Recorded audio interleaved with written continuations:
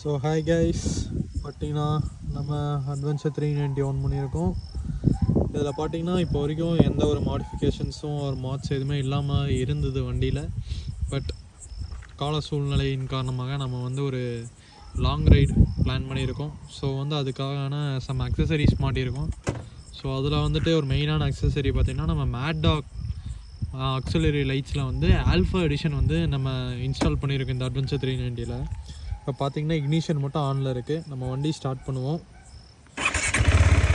So இப்போ பார்த்தீங்கன்னா இதான் ஹெட்லைட், நார்மல் லோ பீம் ஹெட்லைட்டோட கவரேஜ். பார்த்தீங்கன்னா இதுதான் ஹை பீம்.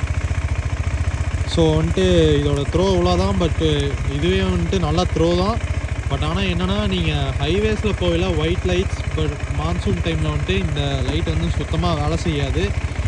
ஸோ வந்து நம்ம ஒரு ஆக்சிலரி லைட்டுக்கான யூசேஜஸ் வந்து தேவைப்படுகிற காரணத்தினால் வந்து மேட்டாக்ல ஆல்ஃபா எடிஷன் இன்ஸ்டால் பண்ணியிருக்கோம். இது யாருக்கிட்ட நம்ம சோர்ஸ் பண்ணி எடுத்துருக்கோம்னு பார்த்தீங்கன்னா சேலம்லேருந்து BBI மோட்டார்ஸ்போர்ட்லேருந்து வாங்கியிருக்கோம். பிரதர்ஹுட் பைக்கர்ஸ் இந்தியா மோட்டார்ஸ்போர்ட்ஸ் அவங்ககிட்ட வாங்கியிருக்கோம். ஸோ பாருங்கள், இதுதான் லோ பீம். நான் இப்போ மேட்டாக் ஆல்ஃபாவோட லைட் ஆன் பண்ணுறேன்.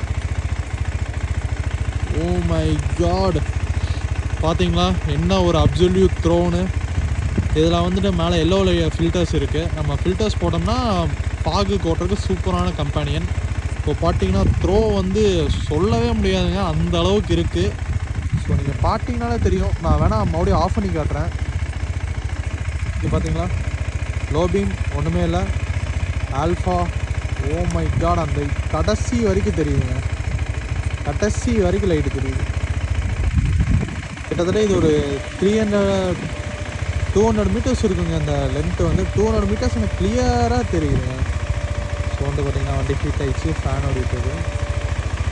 So okay guys, that's all. Thank you.